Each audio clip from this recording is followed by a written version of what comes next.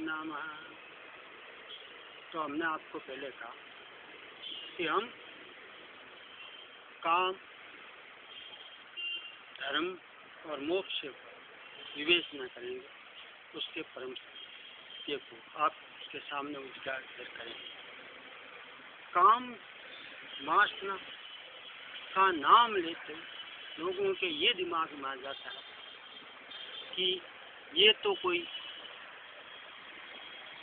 अच्छी बात नहीं है। वासना शब्द ही एक ऐसा, लेकिन वासना का स्वरूप तो जानो।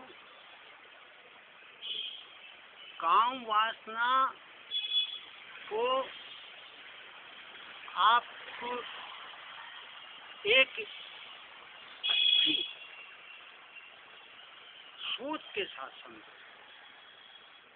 काम वासना का भोग नहीं होता तो सृष्टि की रचना नहीं होती। तो सृष्टि में सबसे पहले जो जीव, छोटे छोटे जीव जो पैदा होते हैं, वो भोग, काम भोग वासना में लिप्त रहते हैं, हरदम रहते हैं और फिर मर जाते हैं।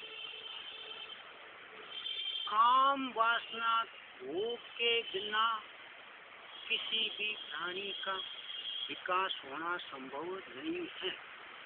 तो छोटे छोटे जीव जो होते हैं वो काम वासना से पूरे दिन भर लगे रहते हैं। समुद्र में देख लो, चाहे धरती पर देख लो, कीड़े मकोड़े, ये जो जीव जंतु, ये सब भोग में संलिप्त और असंख्य पैदा होते हैं और मर जाते हैं। तो कहते हैं 84 लाख की योनि होती है, यानी 84 लाख कैसे पार करते हो। इस प्रकार कुछ एक ही पल में कुछ मरते हैं, कुछ जन्मते हैं, लेकिन सब भोग, काम वासना यानी कर्म जो है वो प्रधान है। कर्म के कई स्वरूप, वो हमने आपको पहले बताया। कर्म सतोगुण, रजोगुण, तमोगुण होते हैं, ये हमने बताया। अब सतोगुण कर्म और रजोगुण और तमोगुण को तो हम आगे मनुष्य के प्रति जब आएंगे भाव, लेकिन सृष्टि जो रचना होती है वो सतोगुण भाव से काम वासना होती है। यहाँ पर किसी का कोई नहीं है, सब अपने जीव, पशु पक्षी सब जो है, वन्य जीव जो भी है, वो सब इस सृष्टि के विकास में, वनस्पति सारे। तो जीव जो है, जीव जिसमें प्राण है, वो वासना का भूखा होता है। कहते हैं भगवान वासना के भूखे, यहाँ सब काम वासना के भूखे हैं। वनस्पति, छोटे छोटे पेड़ पौधे, ये सब भोग करते हैं, कोई कैसे ही किसी रूप में, कोई किसी रूप में। इस प्रकार ये भोग में संलिप्त रहते हैं। इनमें कोई दूर तक नहीं जाता तो वो किसी पक्षियों के माध्यम से, पतंगों के माध्यम से वहाँ से बीजे लाते हैं और उसको देते हैं। इस प्रकार ये जो है वनस्पति का विकास होता है, जीवों का विकास होता है और ये अनवरत चलता है।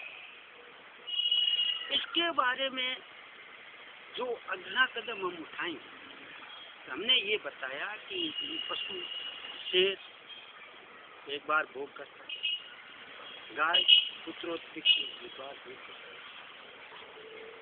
नीम एक बार भोग करता है, पीपल साल में 2 बार भोग करते हैं। मतलब कुछ वनस्पतियाँ साल में 2 बार करती है, कुछ 1 बार करती है। इस प्रकार भोग जब तक नहीं करते तब तक इनके जीव पैदा नहीं होते, ये संतान पैदा नहीं कर सकते, बीज पैदा नहीं हो सकते, फल पैदा नहीं हो सकते। ये सारी की सारी कुछ पेड़ ऐसे होते हैं जो दूर दूर तक वो पेड़ नहीं होता वो, और एक पेड़ लगा दिया जाता है, वो पेड़ फल नहीं देता। इतनी आवश्यक है उस पेड़ के पास में एक दूसरा पेड़ होना जरूरी है। हमने यहाँ सीता का फल लगाया, सीताफल का पेड़ लगाया, वो एक था, पहले 2 थे, हमने परीक्षण किया, एक को काट, 2 थे तब तो छोटे छोटे दे रहे थे सीता के फल। हमने एक को काट दिया, उसने फल देना बंद कर दिया, आज वो बड़ा हो गया, हम वहाँ जब वीडियो लेंगे वहाँ आपको बताएंगे वो सीधा फल। तो इस प्रकार हमने ऐसे अनुसंधान किए, शोध की है, योग द्वारा शोध की है। हमने ये पाया कि सब जीव अपनी अपनी योग माया भोग माया में लिप्त रहते हैं और इस सृष्टि का, प्रकृति का विकास होता है और फिर विनाश होता है, विकास होता है, विनाश होता है। विनाश तो होता है मनुष्य के कर्मों के कारण होता है। वो जब भी विकास करता है वो उसके कुछ ऐसे कर्म हो जाते हैं जिससे विनाश प्रकृति उसको थप्पड़ मारती है, उसको सबक सिखाने के लिए उसको एक बार बराबर करती है। तो इसके बारे में आगे बात करेंगे। अभी तो हमने आपको यही बताया कि काम वासना रूप से ये जीव जंतु पशु पक्षी कौआ साल में एक बार भोग करता है, गीत भी भोग करता है, चिड़िया कई बार कर लेती है, लेकिन उनका एक समय होता है, उसी समय करती है। तो कहने का मतलब है कि सब जीव जो है भोग जो है काम वासना को भोग करते हैं, तभी ही वो संतान उत्पत्ति करते हैं। और इसके बारे में आगे हम फिर चर्चा करते रहेंगे। आप हमारे साथ जुड़े रहिए।